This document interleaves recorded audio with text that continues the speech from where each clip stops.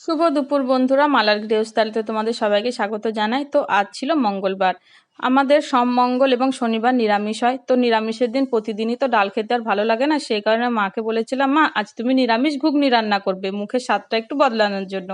এরপর আমি থালা সাজিয়ে নিয়ে বসে পড়েছি। আর আমার থালিতে ছিল পালং শাকের তরকারি। এই পালং শাকের তরকারিটা আমার মা রান্না করেছিল। আর ছিল আজকের স্পেশাল ঘুগনি। এরপর আমি খেতে বসে পড়েছি। প্রথমেই আমি পালং শাকের তরকারিটা দিয়ে ভাত মেখে খেয়ে নিচ্ছি। পালং শাকের তরকারিটা আলু, বেগুন, শিম আর কলাইয়ের ডালের বড়ি দিয়ে আমার মা রান্না করেছিল। পালং শাকের তরকারিটা এত সুন্দর হয়েছিল খেতে, কি বলবো। কি স্বাদ! শীতের মরশুমে পালং শাকের তরকারি যেন অমৃত মনে হচ্ছে একবারে। এত ভালো লেগেছে আমার শাকের তরকারিটা। তারপর আবার মায়ের হাতের তরকারি শাকের খুব ভালো লেগেছে। এরপর আমি ঘুগনি দিয়ে ভাত মেখে খেয়ে নিচ্ছি। ঘুগনিটা আমার মা নিরামিষই রান্না করেছিল, জিরে বাটা, আদা বাটা, শুকনো লঙ্কা ফোড়ন দিয়ে। এত সুন্দর হয়েছিল বন্ধুরা, কি বলবো। আর শীতের মরশুমের স্পেশাল ধনেপাতা দিয়ে।